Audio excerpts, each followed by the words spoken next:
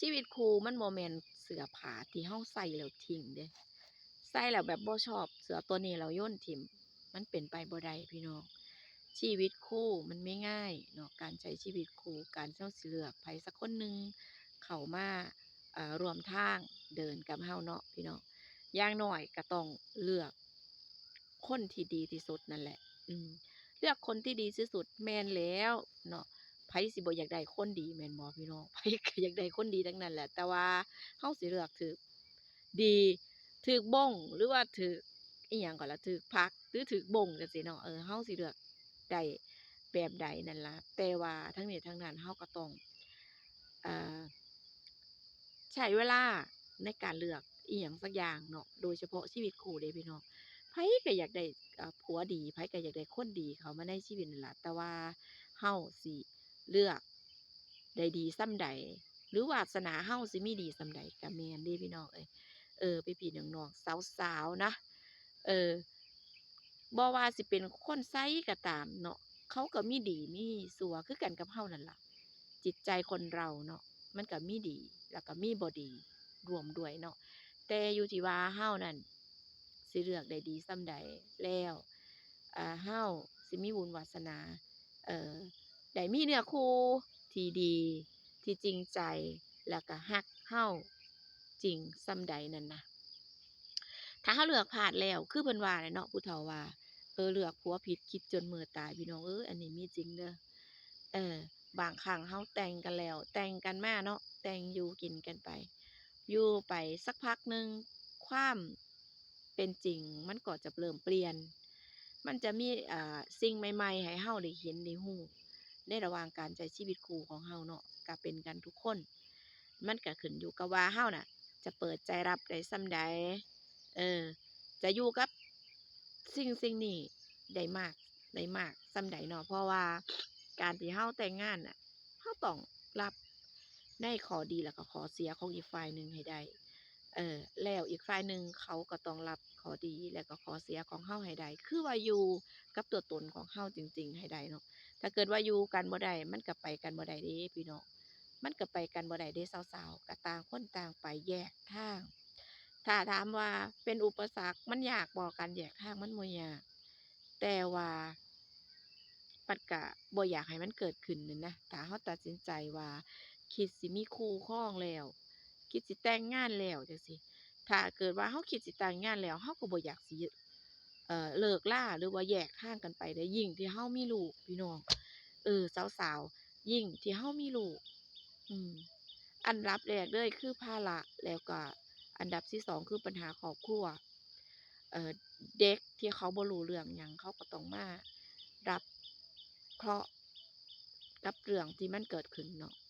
ซึ่งถ้ามันรุนแรงเกินไปเราก็เลี่ยงบ่ได้แม่นบ่มันก็ต้องเลือก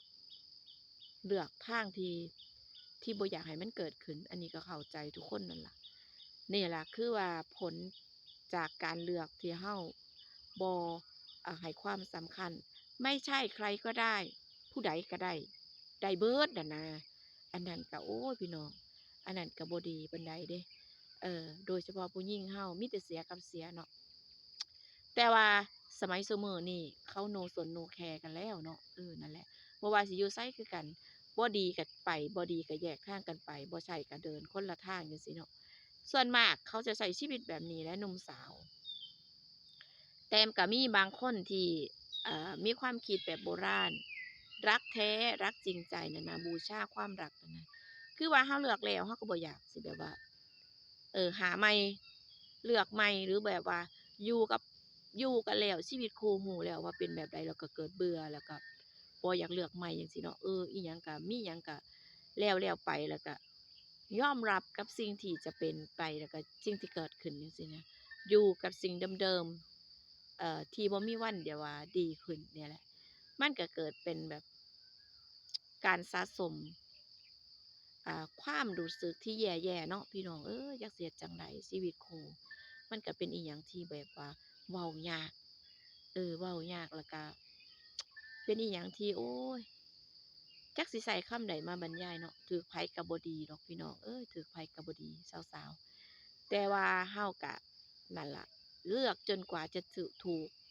เลือกจนกว่าสิพ้อคนดีนั่นล่ะบางคนก็เอาเส้นทางที่ว่าเลือกจนกว่าฉันจะเจอคนที่ดีที่เหมาะสมกับฉันนะเลือกไปบางครั้งก็มีโอกาสได้เจอคนดีๆเข้ามาในชีวิตอยู่แต่บางครั้งเลือกมาทั้งชีวิตก็บ่เคยเจอคนดีเพราะหยังเพราะว่าวาสนาเฮามันบ่ดีบุญกุศลที่เฮาสร้างมันบ่ดีพอเฮาบ่ได้สร้างมาหลายนั่นล่ะมั้งเนาะคิดว่านะทุกคนข้อยก็คิดว่าจังซั้นแหละพี่น้องเอ้ยเออก็ตั้งใจเอาไว้ก็ว่าสิเจอคนดีๆอยากใช้ชีวิตเป็นแบบว่ากับคู่ครองที่เพิ่นดีนั่นล่ะแต่ว่าก็มันก็เลือกยากเนาะเลือกหลายก็ได้กินหนอนเด้บัดนี้เออเลือกหลายก็ได้กินบ่งเด้พี่น้องเพิ่นว่านี่แหละเพิ่นว่าเลือกเลือกหลายก็ได้กินบ่งพุ่นน่ะมัวแต่เลือก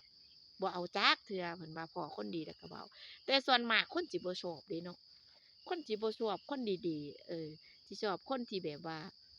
จั่งใดล่ะแหวกแนวสวนทางจังซี้เออบางครั้งไปเจอคนดีแล้วก็ปฏิเสธเพิ่นไปเคยบ่ล่ะหมู่เจ้าสาวๆเฮาก็สิเคยอยู่เดะเนาะคือแบบว่าดีเกินไปอะคุณดีเกินไปอะนะพี่น้องอืมมื้อนี้ก็เป็นลักษณะเม้าท์มอยแบบว่าคุยไปเรื่อยๆ ตามประสานั่นล่ะมื้อนี้เนาะก็บ่แม่นว่าเล่าเรื่องอ่าหยังที่มันตึงเครียดมากมายน่ะมื้อนี้อยากสิคุยแบบว่าตามประสาเม้าท์มอยแบบสบายๆกับบรรยากาศในสวนพี่น้องข้อยก็อยู่จั่งซี้แหละอยู่ในสวนอยู่ในหัวข้อยไปจั่งซี้อยากสิให้ทุกคนเจอเนื้อคู่ดีๆถ้าสิเลือกก็เลือกเอาผู้ดีๆหน่อยเด้อเอ่อเอาผู้ที่เพิ่นสิไปกับเราได้เอ่อ มีคุณสมบัติคล้ายๆกันจังซี้นะสาวๆเอ้ยเอาฝากช่องหน่อยเด้อมื้อนี้ฝากช่องแหน่ฝากกดติดตามกดไลก์กดแชร์กด Subscribe ให้นำแหน่เด้อพี่น้องเด้อกำลังสร้างตัวเปิดช่องใหม่ๆก็ยังบ่ทันได้เก่งเล่าเรื่องยังไม่น่าฟังยังไม่เก่งเนาะยังบ่มีสาระที่แบบว่าน่าสนใจอะมื้อนี้ก็มาเว้าเม้าท์มอยเรื่องการเลือกสิ่งที่ดีให้กับตัวเองสาวๆเจอกันใหม่ สบายดี